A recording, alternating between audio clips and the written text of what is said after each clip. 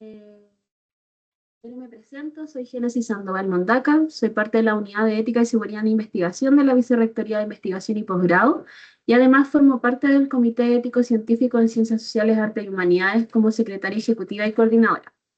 Además, en este taller está presente mi compañero que también es coordinador del Comité de Ética, Ciencias Sociales, Artes y Humanidades, Erika Atenas Núñez. Pueden ver nuestros nombres ahí.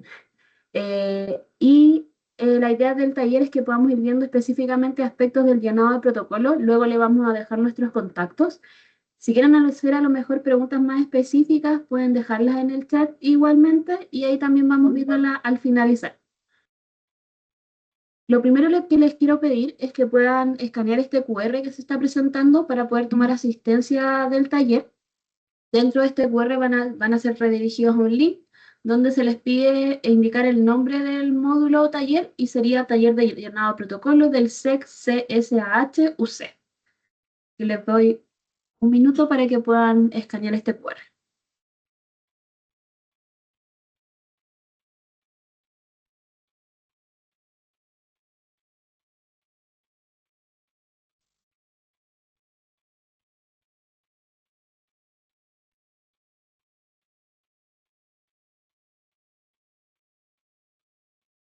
Si alguien tiene algún problema con el link, también me lo puede informar.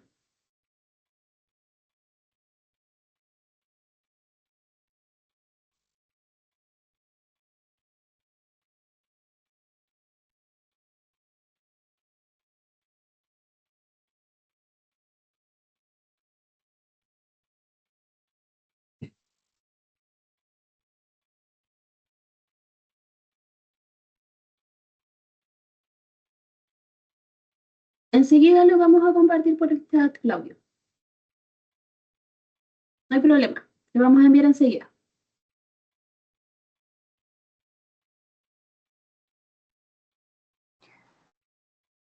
¿Cuál es este módulo, perdón?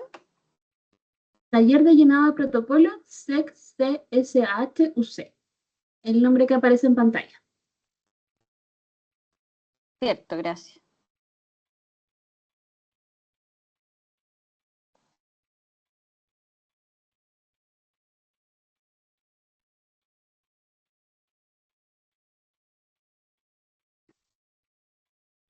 Ya, por mientras se va a ser enviado el link por el chat, vamos a continuar. Como ya les comenté, este taller lo que vamos a ver va a ser taller de llenado de protocolo para específicamente el Comité de Ética, Ciencias Sociales, Artes y Humanidades.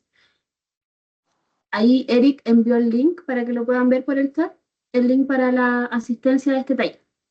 Lo primero que queremos hacer referencia en este taller son los recursos de apoyo que están para la evaluación que ustedes pueden someter al Comité de Ética. Lo primero es la página web de Ética y Seguridad en Investigación, en la cual pueden encontrar información de los 4 comités de la universidad. Y en ella también se indica 2 recursos importantes que es para nosotros. Primero, la plataforma de evaluación ética, evaluacionetica.uc.cl, donde ustedes deben ingresar sus solicitudes de proyectos que deben ser evaluados por un comité. Ustedes ingresan sus datos en esta plataforma, ingresan los datos del proyecto de investigación y según las características y naturaleza de su proyecto son asignados a uno o más comités. Y como un segundo recurso de apoyo tenemos la herramienta de entrenamiento en línea City Program, que en este caso la Universidad Católica está asociado a este City Program y tenemos acceso gratuito para los cursos que se pueden tomar ahí. Así que también les recomendamos ingresar a esta página para poder acceder a los cursos relativos a temas de ética, investigación con personas, investigación con animales también. Algo importante que hay que tener en cuenta también cuando ustedes deciden y van a pasar por una evaluación ética es el calendario de sesiones de cada comité. Cada comité tiene su calendario disponible y público en esta página web que les mostraba, eticadeseguridad.uc.cl. Y en este caso, en diciembre de este año se va a estar publicando ya las sesiones para el 2026 de marzo en adelante.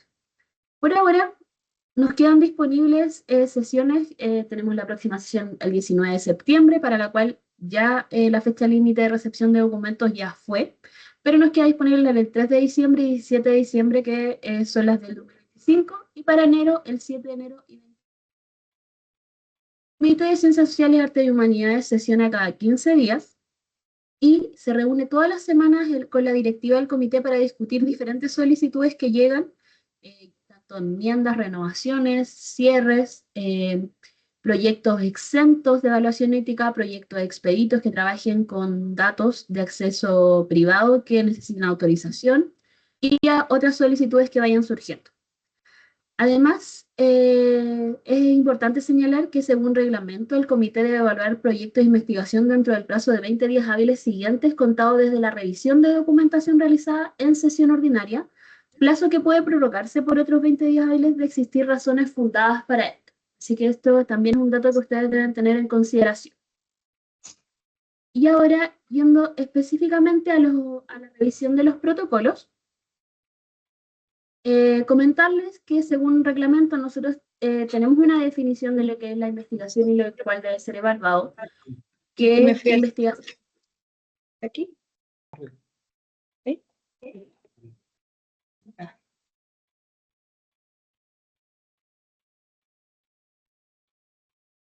Sí, parece que ahí lo cerraron. Ya. Se evalúa toda investigación científica que se entienda que involucre observación, análisis, intervención física, psíquica, social, o que utilice muestras o datos de carácter personal derivados de participantes humanos e intervenciones del medio ambiente natural, social, cultural y patrimonial, para incrementar el conocimiento científico en ciencias sociales, artes y humanidades, incluyendo las ciencias jurídicas e ingenieriles. Dentro de los protocolos que se trabajan dentro del Comité de Ética en Ciencias Sociales, Arte y Humanidades, tenemos específicamente cuando hay trabajo con personas, el protocolo de revisión regular para trabajo con seres humanos, que este es general, un protocolo para trabajo con niñas, niños y adolescentes, que tiene ciertas características en particular, y un protocolo para trabajo con comunidades en general, comunidades de pueblos originarios, tribal y afrodescendientes chilenos, sujetos de pueblos originarios u organizaciones sociales. Y además también contamos con un protocolo de revisión expedita, que es para el caso de proyectos de investigación que involucren trabajo con datos específicamente, datos que son de acceso privado, para los cuales es necesario tener una autorización para acceder a ellos, ya sea de una institución o de una persona en particular. El comité realiza 3 tipos de evaluaciones. Uno es de una evaluación ordinaria, que es aquella que produce y levanta datos, que es presentada por un miembro del comité dentro de la sesión y es evaluado por el comité en pleno. La revisión expedita, como recién les comentaba, es aquella que utiliza datos secundarios y que en su constitución cuentan con un consentimiento informado para su uso, o si ustedes trabajan, por ejemplo, con datos de alguna institución, de alguna empresa u organización, se debe contar con la autorización correspondiente para ese proyecto de investigación. Y también es aquella solicitada y justificada por el investigador responsable atendiendo al tiempo de su investigación, la naturaleza del estudio de los datos y que considera un riesgo limitado para los participantes, y esta es evaluada en reunión de directiva y ahí se decide si pasa por una vía más expedita o es directamente enviado a sesión de comité. Y por último, una revisión exenta, que es aquella que trabaja con datos públicos específicamente, donde esto se respalda mediante una declaración escrita del investigador o investigadora responsable, y esta información es validada por el comité. Ahí luego podemos ir viendo específicamente cada una. Para las evaluaciones ordinarias que trabajan directamente con personas, hay procesos de prerevisión que son obligatorios. Hasta el año pasado, los procesos de prerevisión en el Comité de Ciencias Sociales eran procesos voluntarios, pero desde este año todos los proyectos de investigación que pasan por sesión y que trabajan con personas deben pasar por un proceso de prerevisión. ¿Qué es un proceso de prerevisión? Este es un proceso que busca apoyar a los investigadores en la preparación de la documentación necesaria para la aprobación ética de su proyecto antes de que ingrese a sesión. Es decir, ustedes antes de ingresar a sesión tienen esta reunión de prerevisión, se les hacen observaciones a los documentos que fueron subidos, tienen un tiempo para modificar esta documentación para que el proyecto sea presentado de mejor forma en la sesión y así pueda quedar o aprobado en primera instancia o aprobado sujeto a cambios menores. Este proceso de prerevisión es llevado a cabo por miembros del mismo comité y es importante que ustedes sepan que esta prerevisión no constituye la revisión ética final, ya que el proyecto es discutido en sesión y luego de eso se da una resolución de la evaluación del comité en pleno. Las resoluciones que toma el comité dentro de sus sesiones ordinarias, primero es aprobado. Un proyecto puede quedar aprobado y en esta instancia, si el proyecto queda aprobado, se emite el acta de aprobación y es importante que ustedes consideren que cada proyecto que es aprobado tiene una vigencia ética de 1 año. Y esto quiere decir que ustedes tienen que hacer renovaciones anuales de la vigencia ética de sus proyectos de investigación. Una segunda resolución a la cual se puede llegar es aprobación sujeta a cambios menores, que en este caso la o el investigador debe hacer ajustes menores y presentar los cambios respectivos a este proyecto. Y estos cambios son revisados en reunión de directiva que, como les mencioné, son todas las semanas. Una tercera resolución es los proyectos que quedan pendientes por falta de información. Y en este caso, el lado del investigador debe presentar los ajustes a los documentos o debe agregar nuevos documentos si es que el comité lo solicita.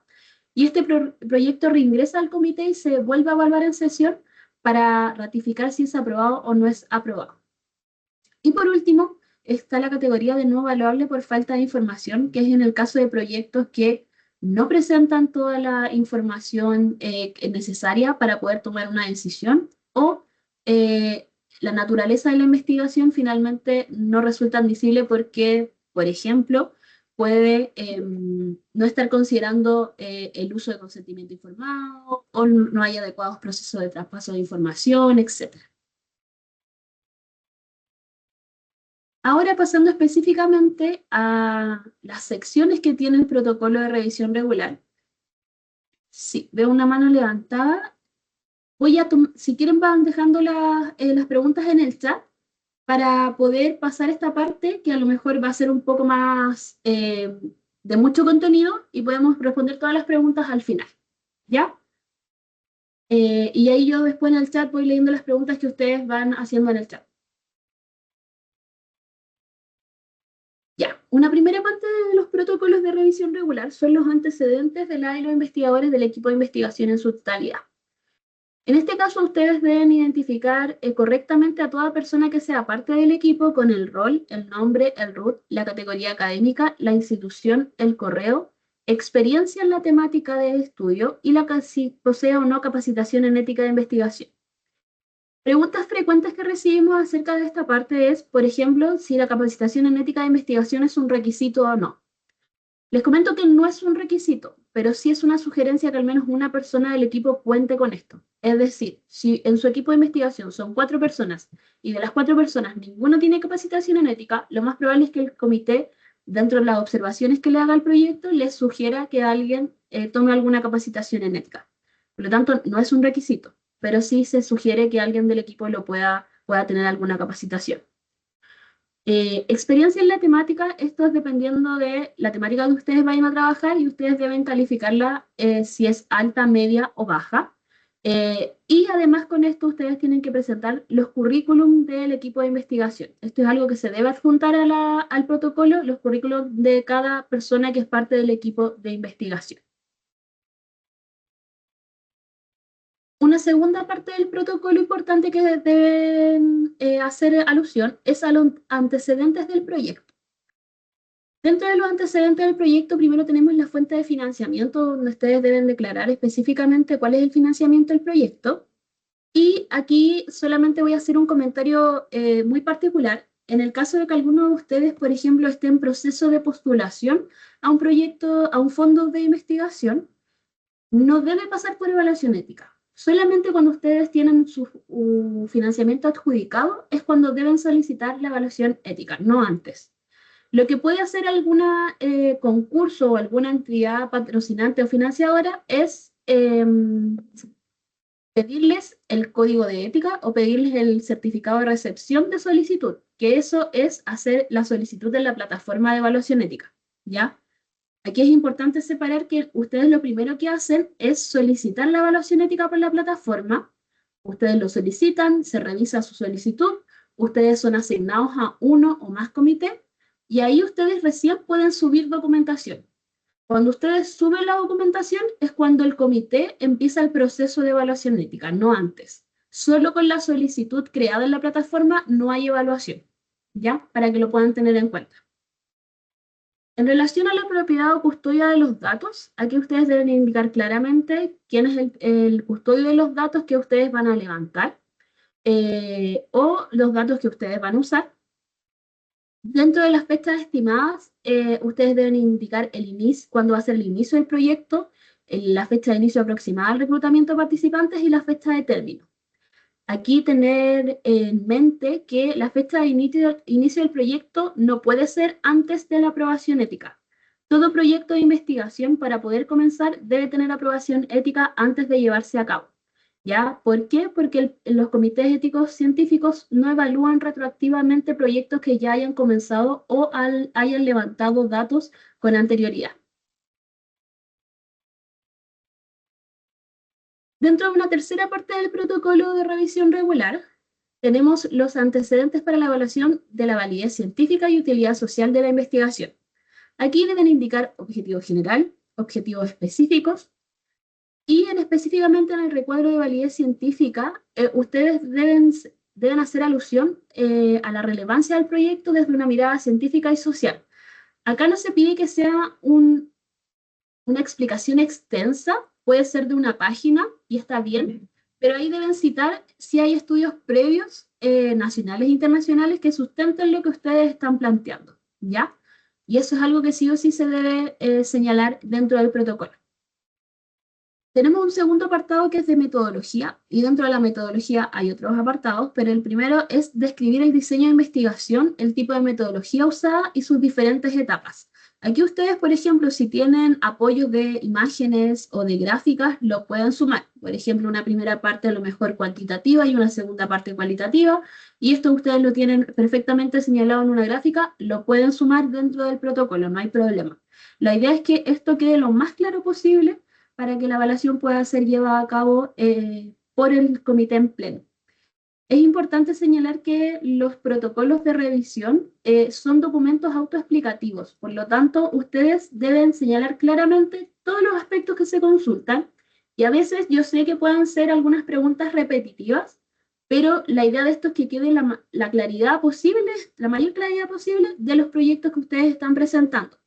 Y en este caso se tiene que pensar que personas a lo mejor que no están tan vinculadas a sus proyectos, puede que no sepan específicamente algunos aspectos, por lo tanto, por eso hay un comité interdisciplinario para poder evaluar este tipo de proyectos, pero como les comenté, el protocolo debe ser un documento autoexplicativo y si ustedes piensan, por ejemplo, no sé si explicar a lo mejor tan detalladamente cómo voy a aplicar la entrevista, cómo voy a aplicar la encuesta, yo les recomiendo que sí lo detallen porque si ustedes ya están pensando en cómo, si lo detallan más, es porque a lo mejor hay aspectos que es necesario que el comité conozca para poder entender más aún el proyecto de investigación que está siendo presentado. Otro punto importante de este apartado de los antecedentes para la evaluación de validez científica y utilidad social de la investigación son los criterios de selección de la muestra, ya sean personas, comunidades participantes, zonas de trabajo o materiales de estudio.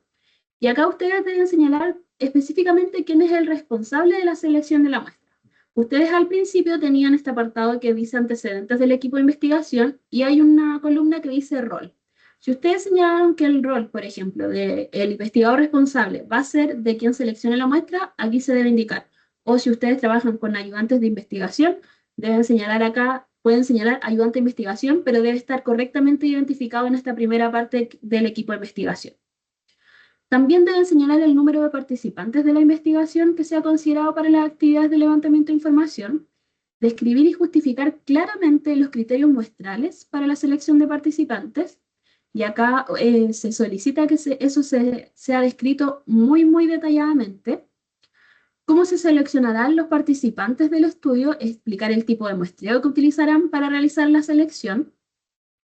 Y ahí, aquí a lo mejor, no sé si todas y todos trabajan, que es un método que el último tiempo me han preguntado mucho de cómo pueden explicarlo dentro de los protocolos con el método bola de nieve. El método bola de nieve es un método que ha sido por muchos años utilizado y es muy utilizado dentro de las ciencias sociales. Y sí se ha puesto en el último tiempo un cuestionamiento a cómo está el adecuado traspaso de información de las personas. Y en este sentido, Por ejemplo, antes no era cuestionable que yo dijera, mira, tengo a alguien conocido, te paso el número de esta persona para que lo llames, para que sea parte de tu investigación. Eso hoy no puede realizarse y es algo que el comité, si ustedes lo ponen así explícitamente, que las personas van a dar los contactos de otras personas, les va a señalar que eso no es posible porque las personas no consintieron que sus datos fueran entregados para una investigación. Pero lo que sí pueden mencionar, y esta es una alternativa, es si yo entrevisto a alguien, esa persona pueda difundir la investigación de mi proyecto a través de una carta, a través de un afiche, y quienes se interesen en participar me contacten directamente. Eso sí es factible de realizar, y en este caso esta persona, que fue la primera persona entrevistada, por ejemplo, va a poder difundir la investigación.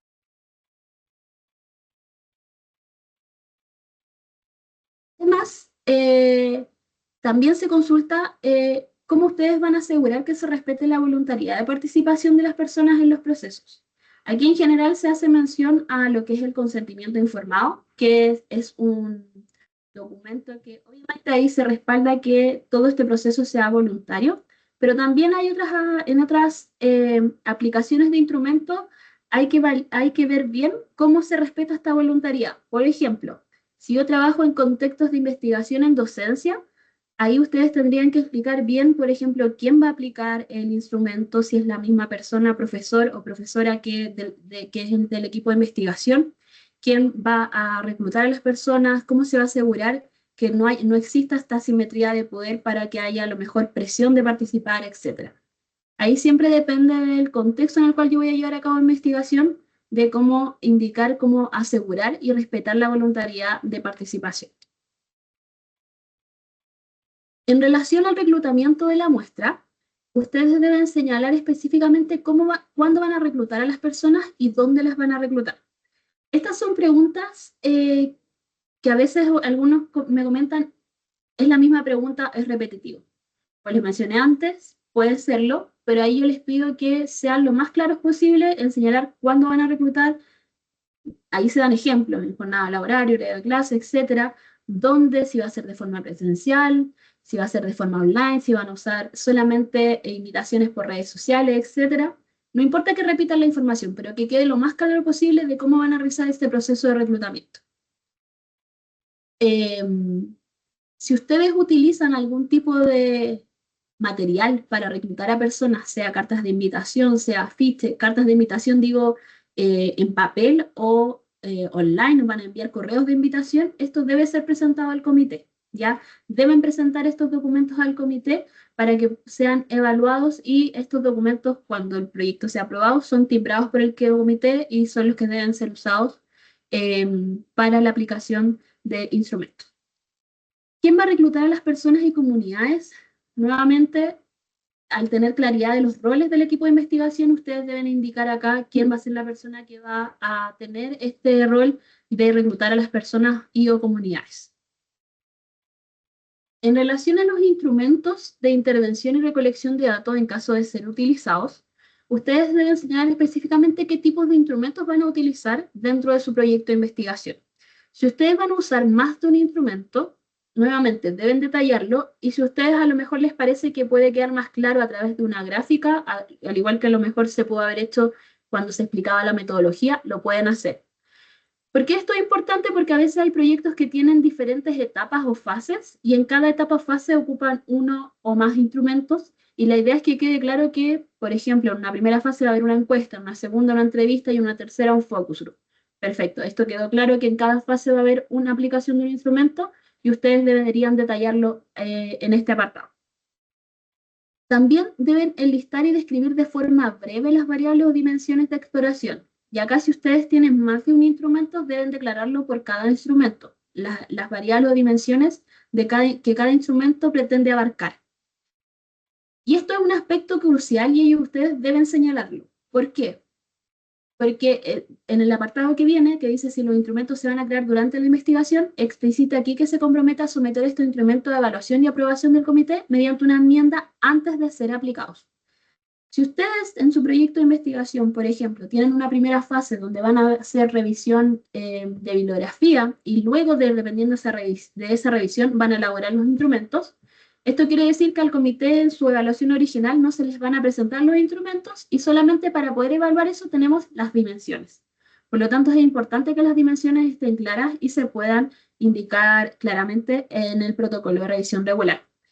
Y si ustedes se comprometen a someter estos instrumentos a enmienda, es algo que se deja por escrito y ustedes se comprometen, por lo tanto, en cuanto ustedes tengan los instrumentos, deben presentarlos al comité para que sean aprobados antes de su aplicación. Eso es súper importante, que sean presentados antes de la aplicación que ustedes van a llevar a cabo, no después, ¿ya? Y en caso de cualquier modificación, ustedes pueden solicitar una enmienda para modificar. Por ejemplo, si los presentaron en la evaluación original y luego se dieron cuenta en una primera fase que es necesario modificar este instrumento, pueden solicitar una enmienda para modificar este instrumento y así el instrumento final es aprobado por el comité y este documento también es timbrado. ¿Ya? Dentro de este apartado de antecedentes para la evaluación, este tercer apartado, tenemos los procedimientos para la recolección de información. Y acá a ustedes deben señalar específicamente cómo van a realizar los procesos de invitación a las personas que están considerando invitar. Y acá deben ser bien detallados de cómo van a realizar eso. Por ejemplo, si ustedes dicen, les voy a enviar un correo, eso no es suficiente. Ustedes deben señalar, ok, vamos a enviar un correo a las personas interesadas y ustedes deberían señalar de dónde sacan esos correos, de dónde sale la información para yo poder enviar esta invitación. Si ustedes señalan que los correos se los va a pasar, por ejemplo, yo voy a trabajar con una institución y esta institución me va a dar los correos a estas personas, no es posible.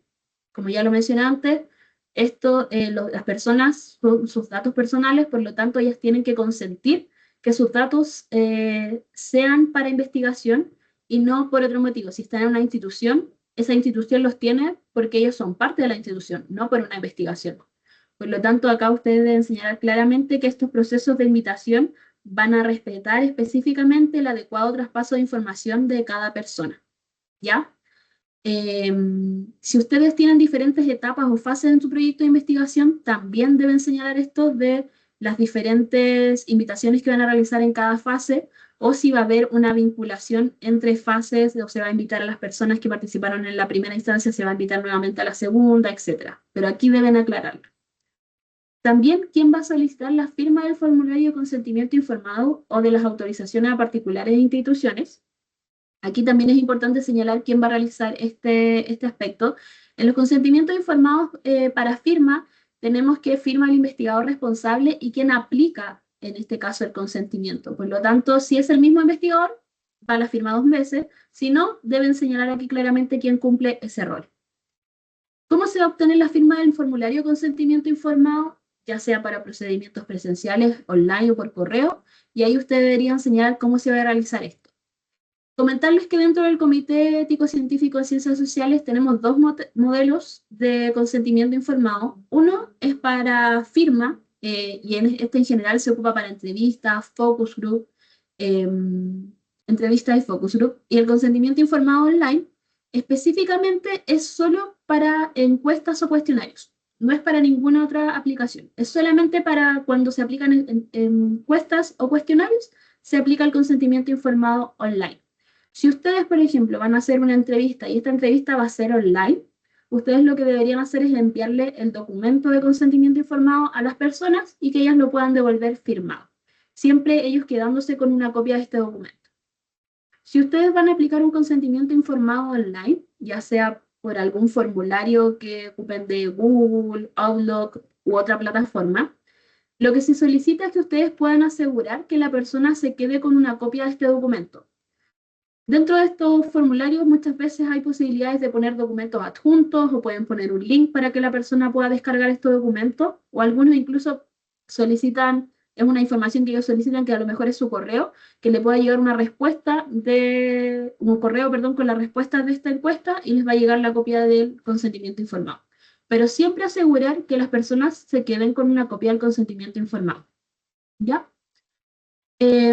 También se debe señalar cómo se va a obtener esta firma de formulario de consentimiento informado, y acá se vincula con la anterior. Como les dije, hay preguntas que puede darse información que es vinculante. Si ustedes van a ir a lo mejor de forma presencial o la van a solicitar de forma online por correo y luego se les va a devolver a ustedes este documento firmado, etc. Deben detallar ese proceso en estos apartados. También deben señalar cómo se va a obtener la firma de autorizaciones a particulares o instituciones si corresponde, ¿ya? Cuando haya preguntas que a lo mejor no corresponden a su proyecto de investigación, pueden indicar no aplica, pero no dejen los recuadros vacíos, ¿ya? Eso es algo muy importante. O por ejemplo, si ustedes se les pregunta si van a utilizar asentimientos informados y en su proyecto de investigación no trabajan con menores de edad, deben señalar no aplica porque no hay trabajo con menores de edad, ¿ya? Pero no dejen los recuadros vacíos.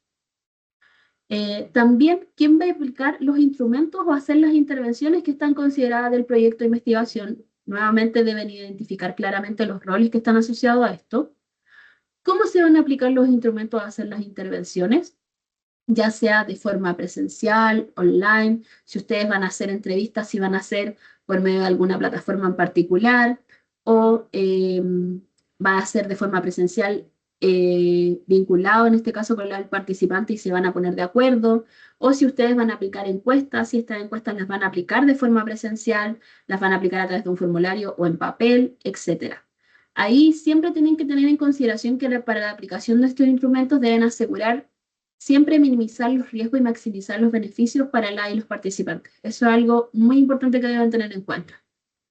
También deben señalar cuándo y dónde se van a aplicar los instrumentos. Nuevamente, ambas preguntas se vinculan, por lo tanto, ustedes pueden ahí señalar la información, si ya la dijeron arriba, la pueden señalar nuevamente en este apartado.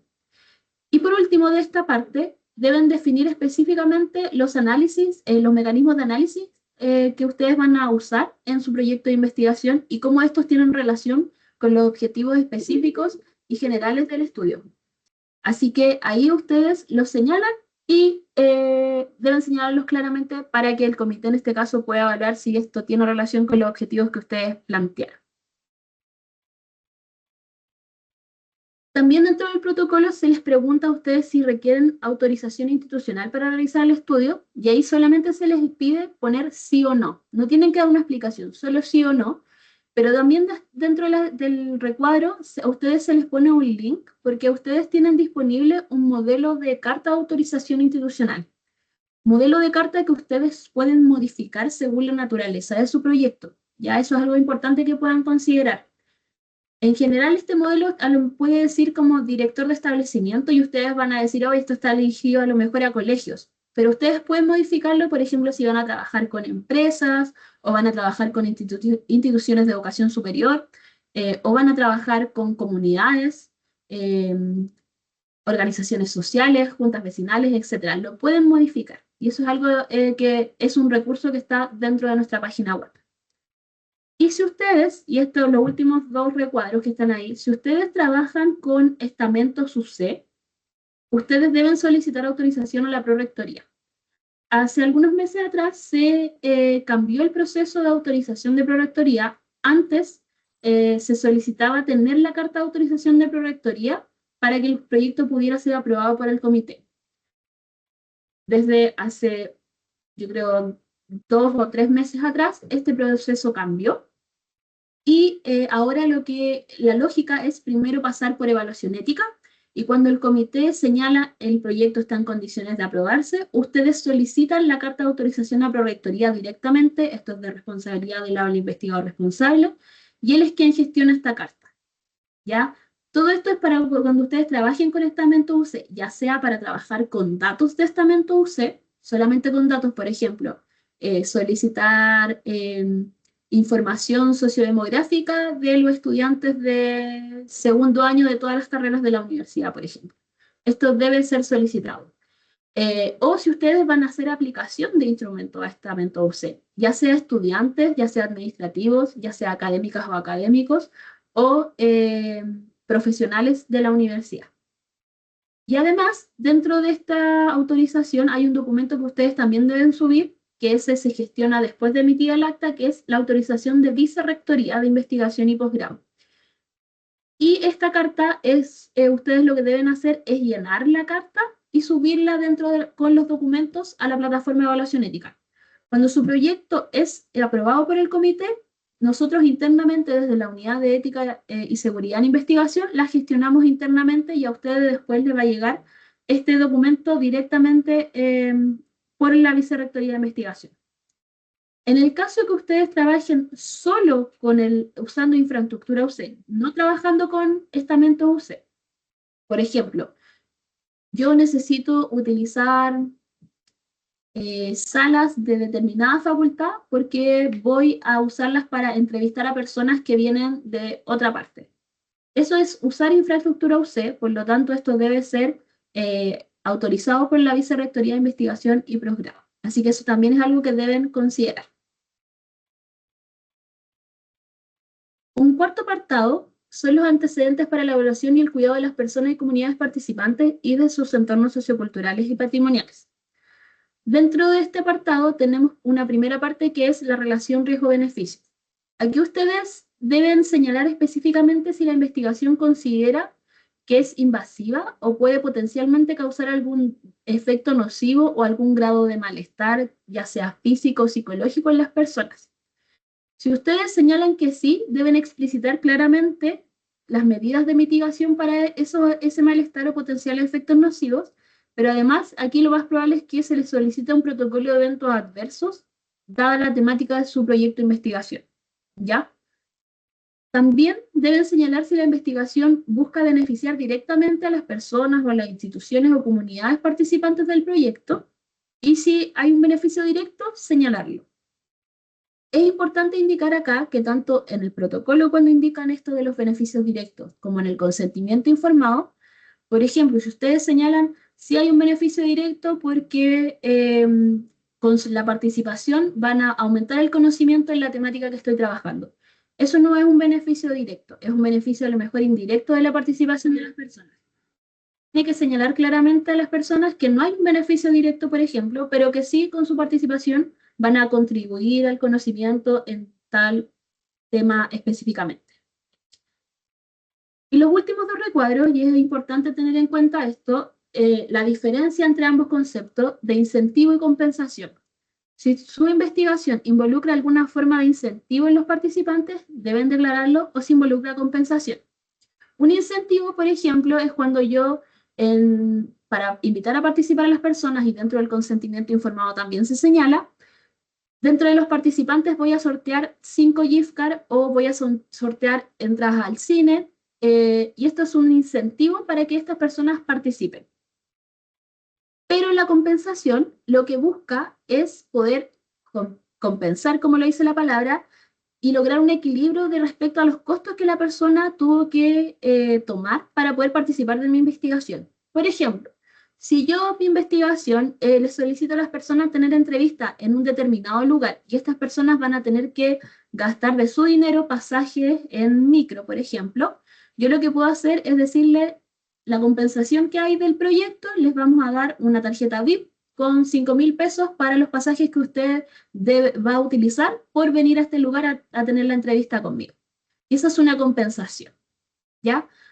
Y ustedes ahí deben señalarlo claramente, tanto en el protocolo como en los consentimientos informados, si hay una compensación o hay un incentivo para las personas. También se les consulta acá sobre aspectos asociados a las personas en situación o contextos de vulnerabilidad. Y si ustedes trabajan con personas que están dentro o cumplen estas características, deben señalarlo acá y también deben señalar las medidas de protección que ustedes van a tomar en caso de se pueda acrecentar algún tipo de vulnerabilidad.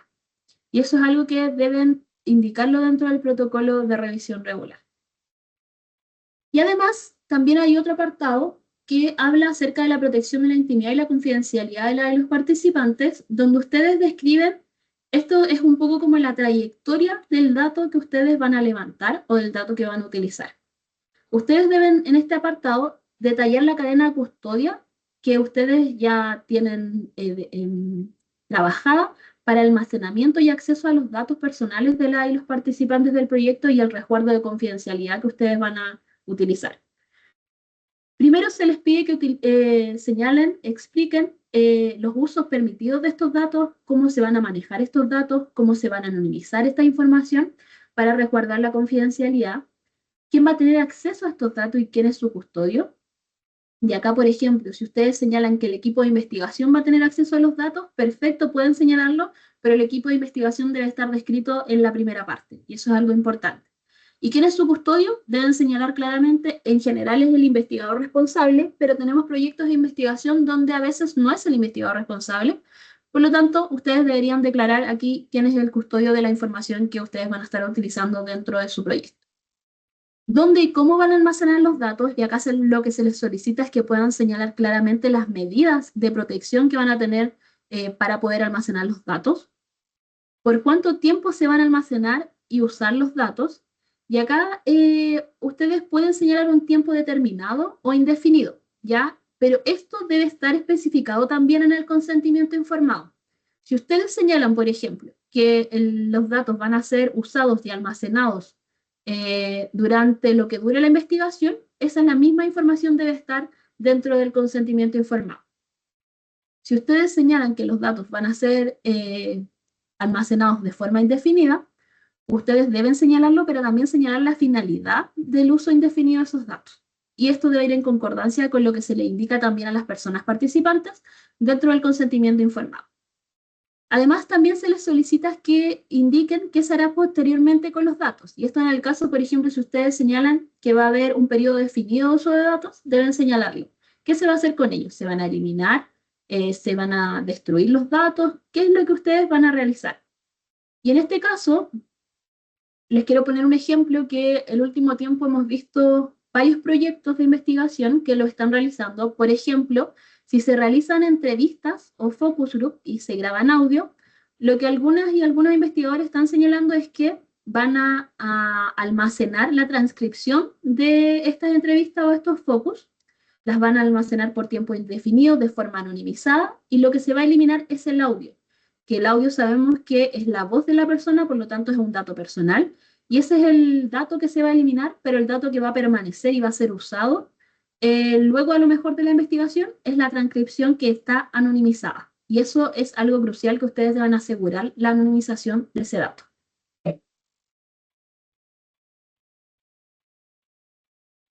Antes de pasar... Oh, ahí está. Y por último, dentro del protocolo, se ve este apartado que ustedes deben señalar si los datos van a ser usados en otra investigación de la misma línea y bajo qué condiciones. Y acá es una sugerencia, porque sabemos que muchos de ustedes, cuando levantan información, vuelven a usar los datos. Vuelven a usar los datos en otros proyectos de investigación. Pero si ustedes no señalan esto en el protocolo y en el consentimiento informado, ustedes no van a poder volver a usar la información en proyectos futuros. Es decir, si ustedes en el consentimiento informado, las personas leyeron y dijeron, señala que los datos van a ser usados solamente en esta investigación, solo en esa investigación van a poder usar los datos. Las personas tienen que consentir que los datos pueden ser usados en otras investigaciones. Por lo tanto, si ustedes ya tienen en consideración eso desde antes, deben señalarlo en el consentimiento informado.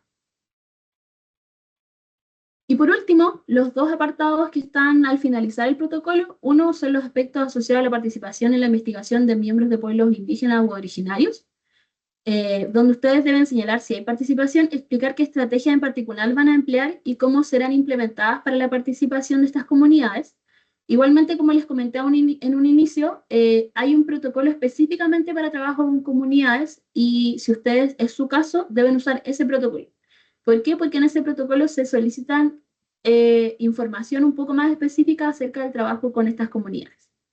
Y por último, todos los protocolos tienen este último apartado que es otras consideraciones éticas, que a lo mejor hay algún aspecto que no fue consultado y que ustedes quieren relevar, lo pueden señalar en este apartado. Ahora pasamos a ver un poco de los proyectos expeditos. Los proyectos expeditos, como ya les comenté, y este proyecto expedito tiene un protocolo en particular que es solamente para trabajo con datos, por lo tanto es un protocolo particular. Es solo para trabajo con datos con fuentes secundarias que no son de libre acceso, que yo necesito autorización para hacer uso de estos datos. Y en este caso, si por ejemplo yo quiero trabajar con datos de otra investigación, el comité les va a solicitar el consentimiento informado que fue utilizado en esa investigación para saber si esas personas que firmaron ese consentimiento consintieron que los datos fueron usados en otra investigación. Por eso es la importancia de lo que les mencionaba antes, que en el consentimiento ustedes declararan específicamente si los datos pueden ser usados para investigaciones futuras o no. Si en sus proyectos el trabajo, si ustedes incluyen trabajo con personas, inmediatamente deja de ser expedito. Por ejemplo, si ustedes señalan, vamos a usar solamente datos, pero vamos a entrevistar a 3 personas solamente, eso ya deja de ser expedito y va a pasar a ser un proyecto que debe pasar por evaluación regular o ordinaria. Los proyectos expeditos no se rigen por el calendario para la revisión de estos proyectos. Estos proyectos expeditos son revisados todas las semanas en reuniones de directiva, por lo tanto su evaluación es más rápida. Y en este caso, para este tipo de proyectos, ustedes deben presentar carta de compromiso de investigadores, los currículum de los investigadores, que ahí nos faltó agregar dentro de los documentos, protocolo de revisión expedita, carta de utilización de uso de datos, ya sea de una institución, de una persona en particular, de una investigadora o investigador, y consentimiento informado del estudio original si corresponde. Para los proyectos que trabajan con fuentes secundarias que son de acceso público, igualmente deben presentar la solicitud en el sistema de evaluación ética, es decir, en la plataforma. Dentro de la plataforma, cuando ustedes señalan los datos de su proyecto de investigación, les da la posibilidad de señalar, voy a trabajar con datos, y se les despliega opciones, datos de acceso público en el área de ciencias sociales. Ustedes al declararlo, automáticamente se les va a enviar una notificación, pero también se les va a indicar que nos contacten en este caso a Eric y a mí como coordinadores del comité para indicarles qué es lo que deben hacer en el caso de una evaluación exenta. En este caso, les adelanto los documentos a presentar para una evaluación exenta, es la declaración de responsabilidad y un formulario de exento. Luego, si quieren, puedo después en el chat ver la posibilidad, si me deja Teams, de darle los links o que queden ahí cargados los documentos a los cuales estoy haciendo referencia. Ustedes presentan ambos documentos y esta evaluación exenta es evaluada en reunión de directiva de comité, como les mencioné, son todas las semanas, y ahí se evalúa si el proyecto es una evaluación exenta o no, o si se solicitan más datos para poder asegurar esta evaluación exenta de ética.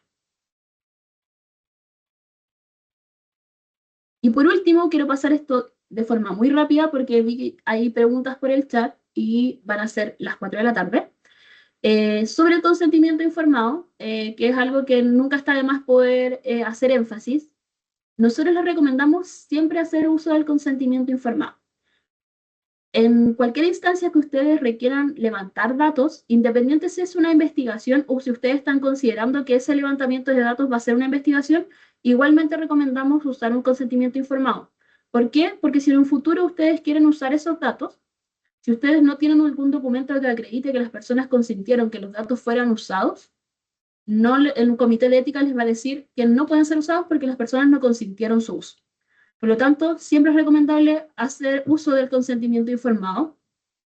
Este documento es de carácter obligatorio y expreso cuando trabajamos específicamente con personas en investigaciones científicas, y en ellos ustedes deben siempre señalar la información muy clara del proyecto de investigación al cual la persona está aceptando participar, o en este caso, si no es una investigación y ustedes solamente quieren hacer una actividad donde van a levantar datos, señalar claramente en qué consiste la actividad y darle los datos, en este caso, del equipo de investigación, en el caso que la persona pueda contactarse con el equipo si tiene alguna duda.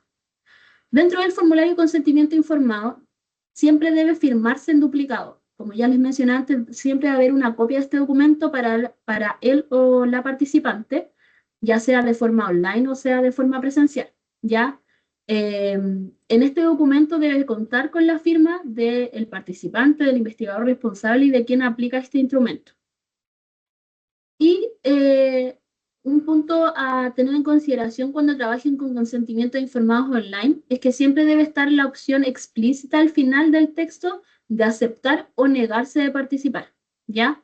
Eso debe siempre quedar como claro en este documento, porque recién cuando la persona acepta participar se le debe hacer el envío del instrumento del cual yo voy a usar para para que la persona pueda comenzar a contestar el instrumento. Además, algo que a lo mejor ustedes ya deben saber, elaborar este consentimiento informado según el perfil de los participantes para facilitar la comprensión, pero además que dentro de este consentimiento informado también existan autorizaciones expresas de lo que la persona está consintiendo. Por ejemplo, según siempre la naturaleza del proyecto, por ejemplo, si yo voy a usar fotografías para mi proyecto de investigación y lo que quiero hacer es analizar las fotografías, debo señalarlo, acepto ser fotografiado, acepto ser filmado, acepto ser grabado en audio. O, por ejemplo, si ustedes ven que su investigación es una investigación longitudinal, que por ejemplo vamos a contactar a las personas en 2 años más, ustedes les aconsejamos que sí o sí tengan este apartado de acepto ser recontactado, porque la persona sí le está dando a ustedes el consentimiento de que acepta ser recontactada en 2 años más para poder continuar con el proyecto de investigación, ¿ya? Así que estas son sugerencias según la naturaleza de cada proyecto, pero aquí más que nada es para los proyectos que trabajen específicamente a lo mejor con fotografías o videos, o que trabajen en proyectos que necesitan luego contactar a las personas para una segunda instancia, o en este caso para un proyecto si tiene más de 2 años de trabajo. Y por último, solamente hacer alusión, si ustedes van a trabajar con asentimiento informado, que estos puedan elaborarse en función de la edad y condiciones socioculturales de los menores de edad, pero también para trabajar, si van a trabajar con menores de edad, debe contarse con el consentimiento informado por representación de los padres o tutores legales del menor, y además también en el caso de personas que tengan algún tipo de discapacidad cognitiva, existe alguna limitación para consentir, también el comité va a pedir un consentimiento informado por representación. Eso. Voy a ir ahora, sé que a lo mejor fue rápido, pero voy a ir a las preguntas que están en el chat, o si alguien quiere hacer alguna pregunta, puede levantar la mano. Sí, se está grabando el taller. Francisco Vallejos. Eh, Claudio Garrido, sí, para los estudiantes de doctorado específicamente, cuando ustedes, su candidatura es aprobada, ustedes deben presentar la evaluación ética para comité. Igualmente, por ejemplo, si ustedes ya tienen fecha de su candidatura, yo les recomiendo ingresar a la plataforma de evaluación ética y hacer su solicitud.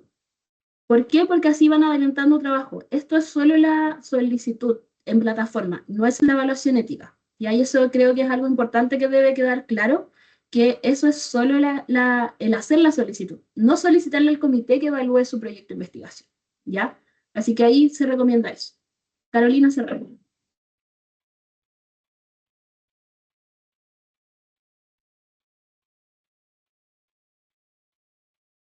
¿Me escuchas, Hola. Carolina? Sí, sí, sí, sorry, que no lograba prender No te todo. preocupes. Mira, mi pregunta es bien específica. Yo vengo de la Escuela de Medicina, entonces tengo harta experiencia con comité, pero con el comité de medicina que tiene procedimientos ligeramente distintos.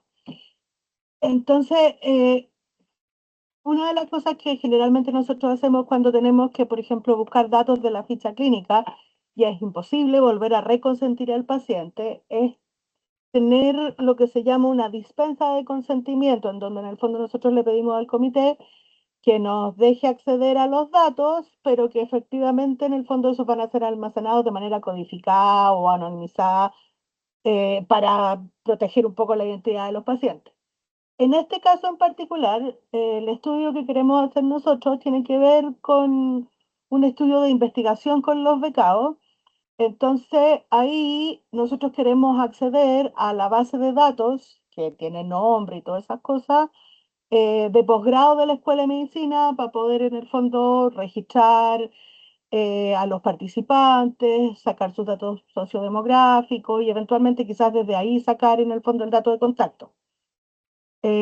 Para poder invitarlos a que nos respondan, por ejemplo, unas encuestas. Para el caso de las encuestas, por supuesto, la cosa iba con consentimiento, pero el acceso a los datos, en el fondo, que están registrados en posgrado, ¿eso hay alguna manera de hacerlo sin necesariamente reconsentir o en el fondo al becado como para que nos pueda dar acceso a eso? Lo primero es que en el Comité de Ciencias Sociales, Artes y Humanidades no trabajamos con dispensa de consentimiento, Ya, ¿ya? Porque también no es el mismo caso como tú lo señalabas, eso en claro. el contexto de uso de datos de pacientes. No Mm, trabajamos con dispensa de consentimiento. Y en este caso particular, son datos de estamentos UC. Por lo tanto, estos datos de estamentos UC deben ser autorizados por Prorectoría y lo que el comité va a resguardar, que ustedes señalen, estos datos deben ser entregados por la institución de forma anonimizada. Si ustedes van a solicitar datos específicamente. Pero si ustedes, por ejemplo, van a solicitar, queremos invitar a estudiantes a participar, a lo mejor lo que pueden hacer es entregarle el correo y que ustedes lo inviten. Eso lo va a decir Prorectoría, y en este caso el comité de ahí también va a asegurar que esto sea respetando en todo momento el resguardo de los datos de las personas. Pero a ustedes en este caso se les indicaría si tienen que realizarlo de esta forma. Pero para los datos específicamente de las personas, antes de contactar a cualquiera, claro, estos datos desde la institución deben ser entregados de forma anonimizada. ya, es que ese es Ustedes un no poco mi... pueden tener los datos primarios, por decirlo de alguna forma, y ustedes anonimizarlos. Es que ese es un poco el problema, porque yo creo que no están en bases de datos de la universidad, sino que están en fichas en papel de los alumnos.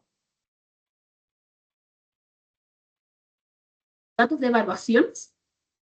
No, no son los datos de evaluaciones, son datos porque en el fondo es un programa de posgrado, de beca. Entonces, a lo que a nosotros nos interesa saber es si cumplieron los hitos de investigación, cuánto se demoraron en salir.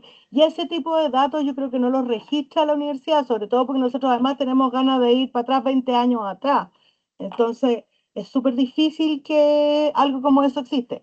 Ahora, yo sé que es algo bien específico, entonces quizás vale la pena en que te pida una reunión y nos juntemos a Sí, conversar con calma. sí, sí. Eso mismo te iba a comentar. Podemos reunirnos de forma individualizada y ahí también a lo mejor que en paralelo tú puedas averiguar bien como quién es el custodio de estos datos, si viene a la universidad, como qué unidad tiene específicamente la custodia de estos datos. Ya, perfecto. Súper. Carolina, voy a seguir leyendo los comentarios. Dicen al hablar de capacitación en ética se incluye la que recibimos en la universidad. En este caso, si ustedes son estudiantes de doctorado, ustedes pasan por talleres de ética, así que pueden señalarlo, pero deben señalarlo específicamente en ese apartado. Al fin de semestre recibiremos documentos, no sé a qué te refieres, María Loreto Cruz, con que acredite capacitación en ética. Si me estás comentando acerca de doctorado, ahí tendrías que preguntarle específicamente a la escuela de graduados. Ya, es que tú dijiste que había que acreditar la formación ética en uno de Sí, los formularios, entonces por eso te preguntaba. sí. Es que no sé a qué acreditación específicamente te refieres tú. ¿Tú eres de doctorado? A cualquier documento que lo respalde, me imagino, así como esta persona certifico que fue un semestre a clases de ética de investigación, ¿te fijáis? O que está capacitada para hacer... Algunos lo que hacen, por ejemplo, es subir el documento que señala que pasaron por el curso de doctorado, que es específicamente el taller de ética. Ya, bien. Carolina Serrano, ¿qué pasa cuando los ayudantes de investigación son alumnos y no están aún definidos? Ustedes lo que pueden hacer, ahí no hablé específicamente del modelo de acuerdo de confidencialidad que también deben firmar los ayudantes de investigación y el personal externo.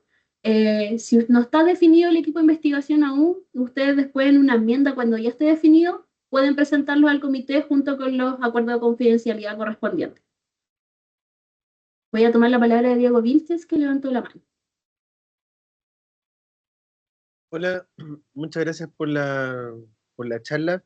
Una pregunta vinculada a lo que preguntaba la persona anterior.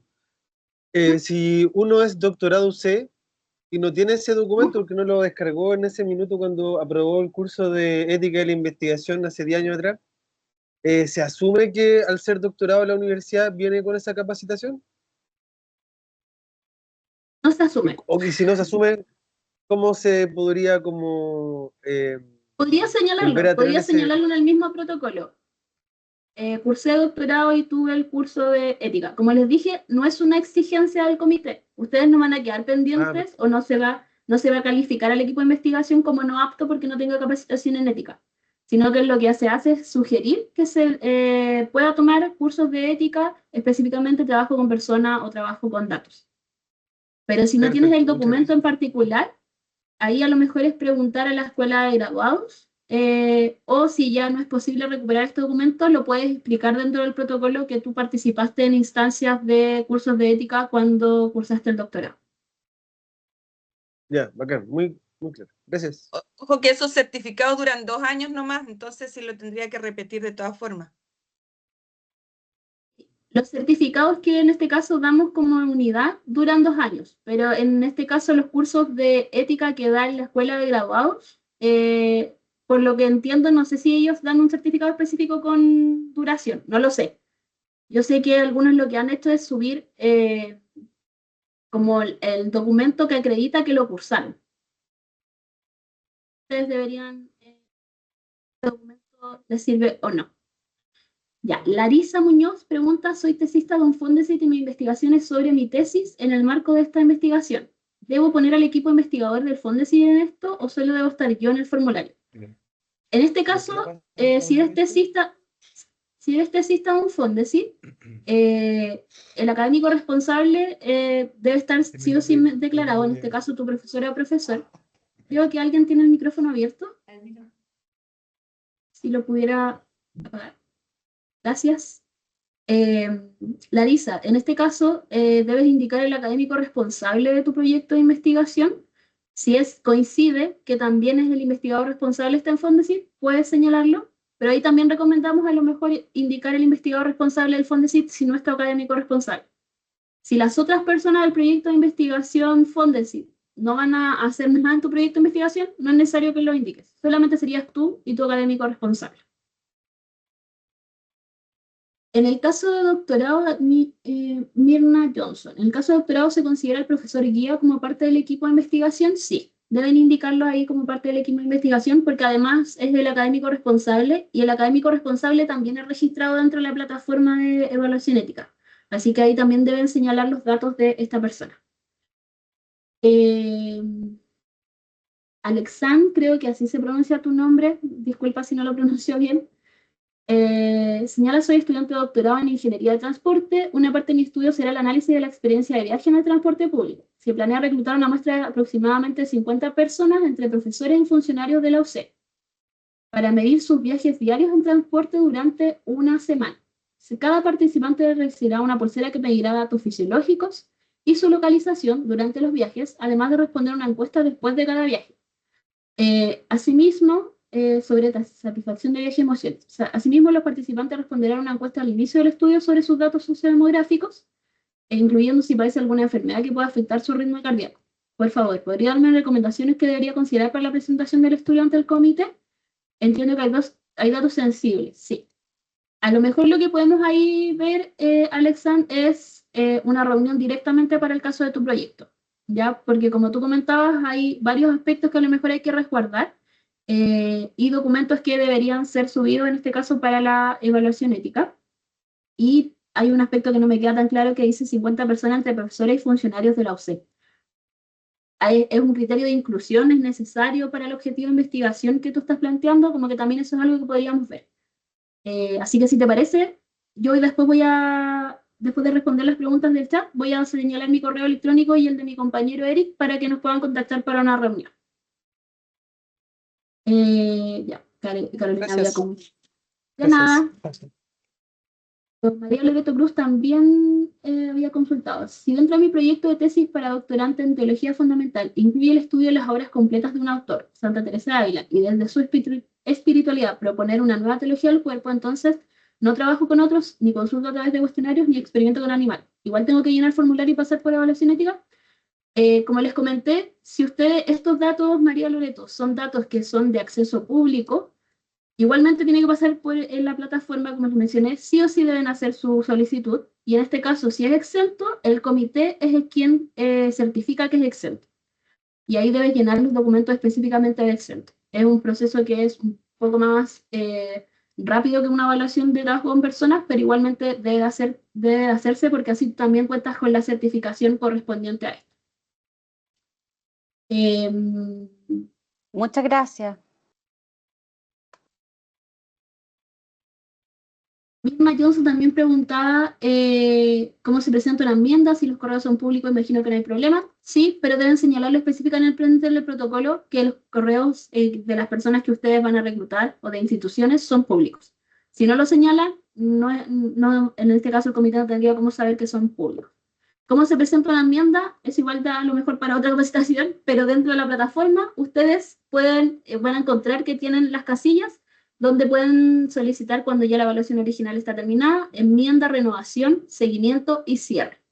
¿Ya? Y ahí deben presentar la documentación correspondiente a cada solicitud. Y dentro de la misma plataforma también ustedes van a encontrar, cuando ingresan a sus proyectos, una sección que es de plantillas. Y en esta sección de plantillas encuentran toda la documentación de modelos que tiene el comité y además las cartas de solicitud de enmiendas, de renovación, de cierre, de seguimiento, etcétera, que ustedes deben usar, para solicitar estos procesos.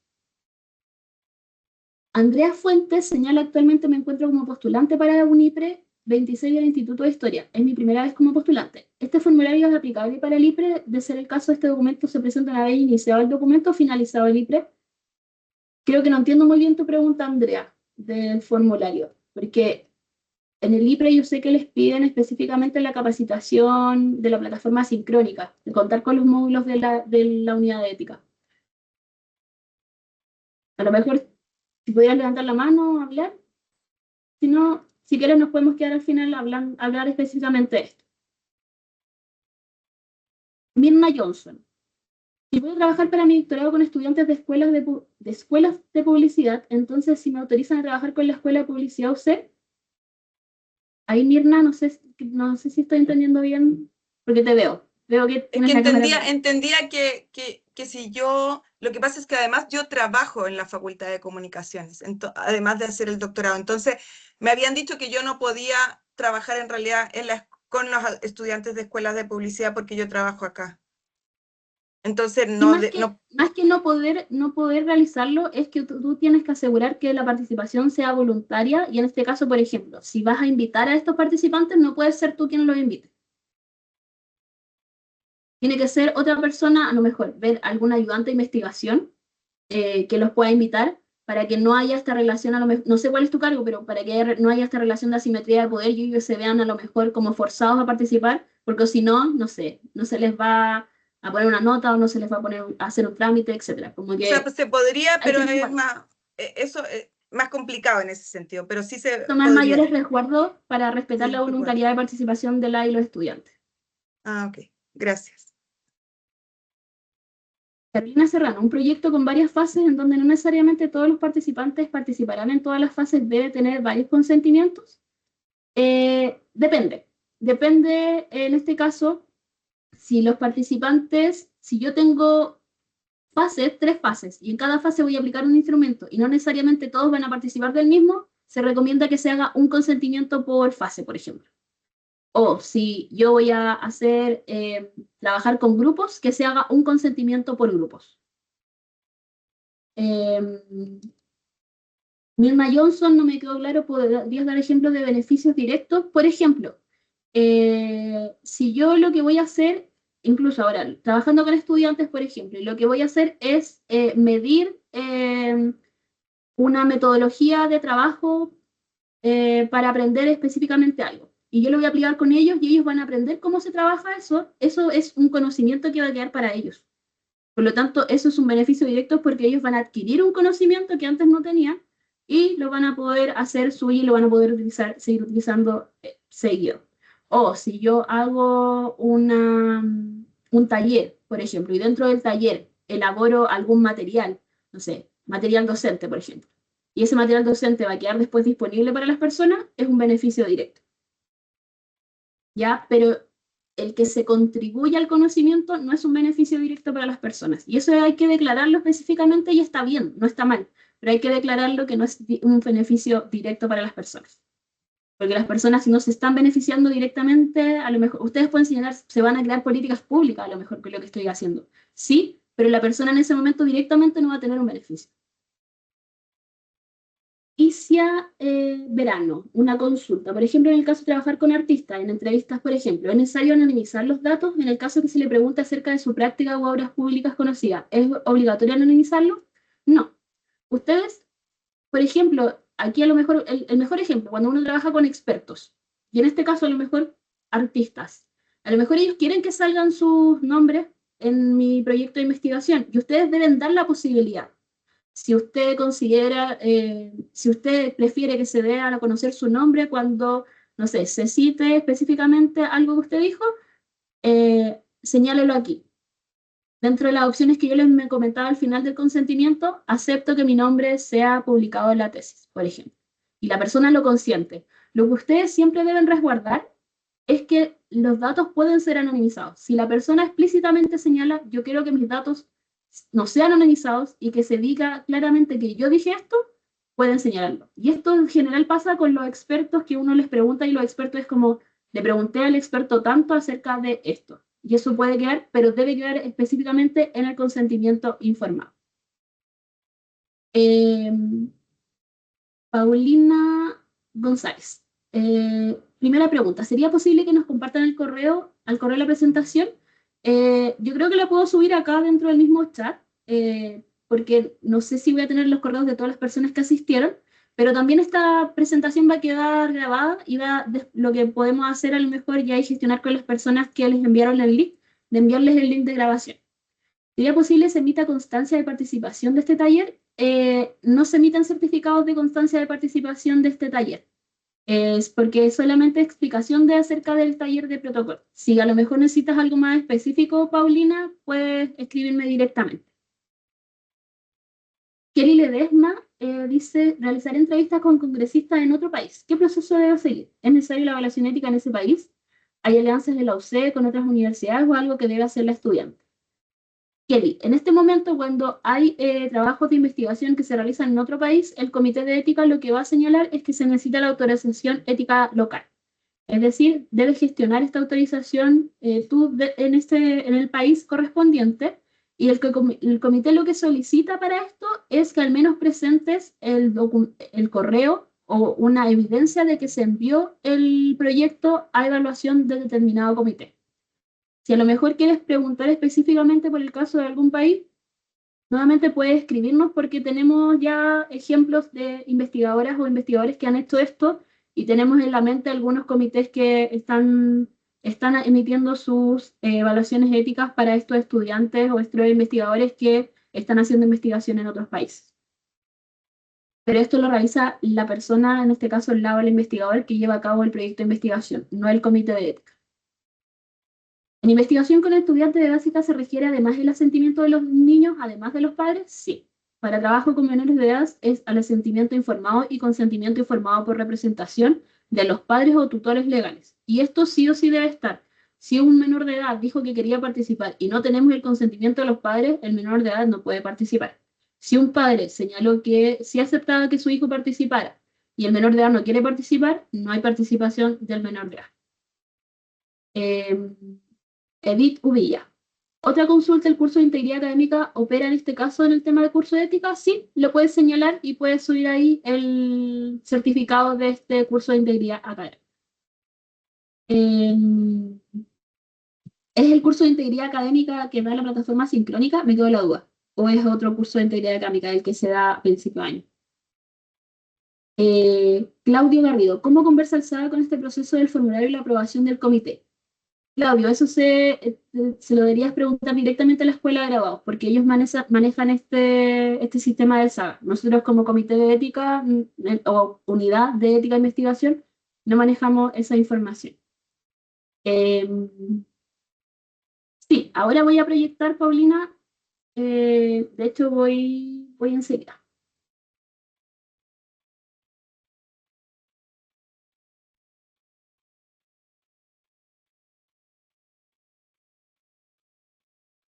Ahí están nuestros correos de contacto. Está el correo de la directora de Unidad de Ética y Seguridad en Investigación, Claudia Sáez, Ronald Vargas, el jefe de área de Unidad de Ética y Seguridad en Investigación. Yo, quien les estoy hablando, es Génesis Sandoval y Erika Atenas, que es mi compañero, que somos coordinadores del Comité Ético Científico en Ciencias Sociales, Arte y Humanidades. y también de nuestras coordinadoras administrativas María Eugenia Torres y Solán Santibáñez, que probablemente se contacten con usted a través de este correo éticadeinvestigación@uc.cl. Cualquier consulta que tengan acerca de la solicitud inicial que ustedes puedan realizar, se las pueden realizar a ellas.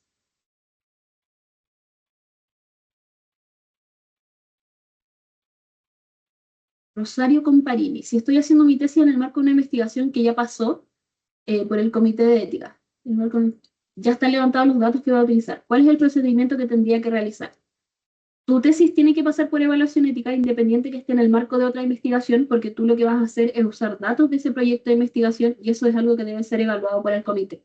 Si solamente vas a usar datos de esa investigación, debe ser una evaluación expedita, donde tú presentes el protocolo de revisión expedita junto con la carta de autorización de la investigadora o investigador responsable y además el consentimiento informado que se usó en la investigación que pasó antes por el comité, donde se indique claramente que los datos pueden ser usados en otras investigaciones que no sea la principal. Georgia del Campo, ¿qué pasa en investigaciones con metodología artística experimental en las que los datos surgen de la misma experimentación realizada por el artista investigador responsable? Georgia, ese es un caso súper particular de investigación en arte. A lo mejor ahí tendríamos que hablar un poquito más acerca de específicamente cómo se da esa instancia. Pero no sé si te podrías quedar a lo mejor, porque yo creo, bueno, son las 4:22. Sí, me quedo. Gracias. No sé si hay alguna otra consulta. Si no, damos por terminado el taller de llenado de protocolo. Como ya les mencionábamos, cualquier consulta o duda que puedan tener, junto con mi compañero Eric, estamos dispuestos ahí, nos pueden escribir por correo. Y como les comenté, va a quedar disponible la grabación para que ustedes la puedan revisar posteriormente. Así que les deseo una muy linda tarde y bueno, voy a detener la grabación en este momento.